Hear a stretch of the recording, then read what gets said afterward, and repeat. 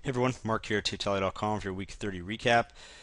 With the great day we had on Thursday and Friday, we pulled back from kind of crappy Monday, Tuesday, Wednesday, and finished the week positive basically across the board except basically for oil here, which was down about 1.5% as it continued its longer term bearish decline here.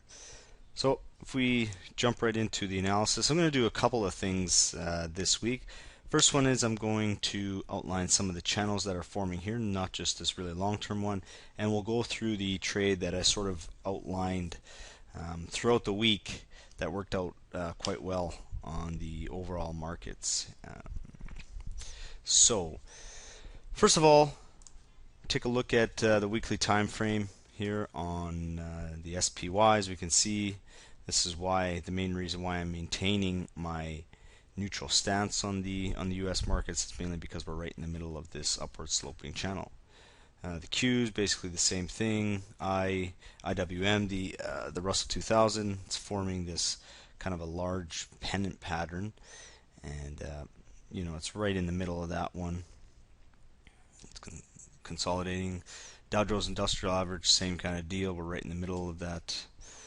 Gold had actually a great week this week. I mean, this longer term breakdown that we saw in early May has yet sort of to prove that it is the beginning of a downward slide for gold. However, before we can say that it is completely falsified, it would probably have to break this level with some convincing volume and then obviously hit some new highs, but we'll see how that reacts.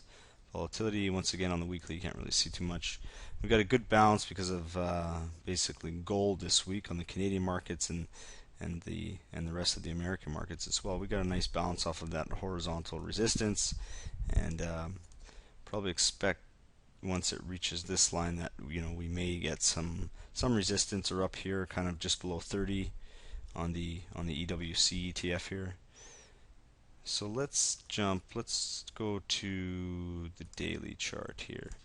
And what I've done is I've sort of plotted the 50 and 200-day moving average to show. This is something I brought up as well. It's a very kind of simple mechanism that somebody can use, to put themselves on the side of the path of least resistance, as is quoted quite often in the trading circles. So if we blow this up a bit, this is the daily chart for the SPY, and as we can see here, the 50-day, this blue cyan sort of color line is moving upwards here, and we also have a rising 200-day moving average. So this is typically what you like to see in at the beginning of a run here, is this starting to pull up here. And I mean, it started to pull up here as well. I believe July 18th to 19th it went up, 49.51.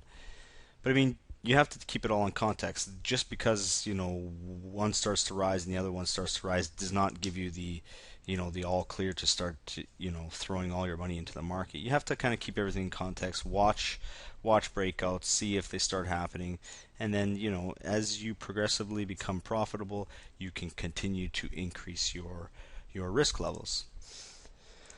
So let's jump to the trade of the week, I guess.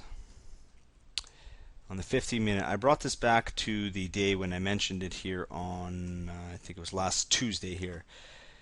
Here was Monday. We had a large gap down, kind of bounced towards the end of the day, and then Friday started basically flat from the close on Monday, dropped through most of the day except in the last hour. The bulls managed to push it back. So let's take a look at something that it's very, very simple to implement. I know there's a lot of things out there that complicate your processes and your thought patterns with with a whole bunch of lines all over the place and technical indicators, but just using something as simple as a trend line such as this. We had a touch here, touch here, touch here, and a touch here. So we've had basically 4 touches. And another thing to consider is what's the sentiment out there, and it was by Tuesday afternoon, it was quite negative. And if you looked at anywhere, you looked on CNBC.com, CNN under the business section or anything like that, I'm sure, or even on Twitter, it was quite negative. Bears were coming out, with a lot of aggression, and you could tell that there was quite a bit of negative sentiment out there. So what I had mentioned on that day was that if we could break out of here, there's two ways to approach it. If we could break out of here and you wanted to be a bit more aggressive, you could just buy it as soon as we break the trend line here and put the stop basically at like 133 or give it a little bit of room below there. Or we can watch the break and then buy it after that. So what I chose to do is I chose to take the conservative route. So let's just pop this forward one more day. So here was the next day. It broke it, it held it, then it pulled back. I did not buy it until basically this candle right here. So this is on a 15-minute chart, intraday. So I bought it was 134.10. I think I bought it at 134.20 or something like that, 124.30.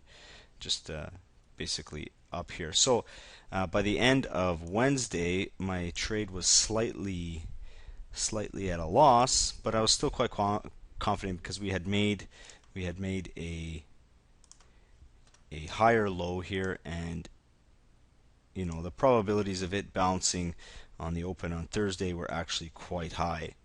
So if we take a look at what happened Thursday, that's sort of exactly, it is really nice when things work out. And yeah, we had a large gap up on on Thursday, which kind of filled this gap in here, and it kind of just stuck there all day. I mean, I don't think we moved. I think we opened at what 135.89 and we closed at 136.11. So really, not really much of a move. We saw the market try to push above this gap here, couldn't do it.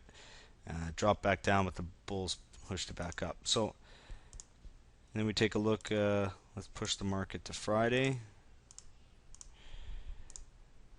And this was kind of the moneymaker day, is where it opened up and just kind of trended for the rest of the day, just straight up here.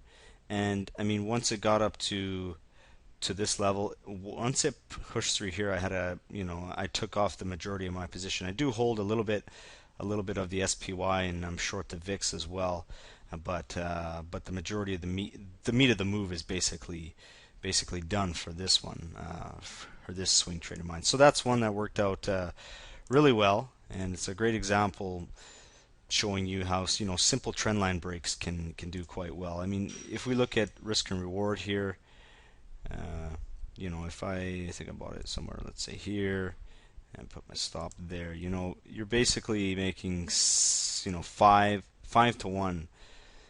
4 to 1, 5 to 1 on this trade, depending on where exactly you get out. And you could still very well be in the trade, if you kind of have the balls to hold it over after 2 large days up like that, then by all means go for it. But I figured that I should take a little bit off, and that's what I did.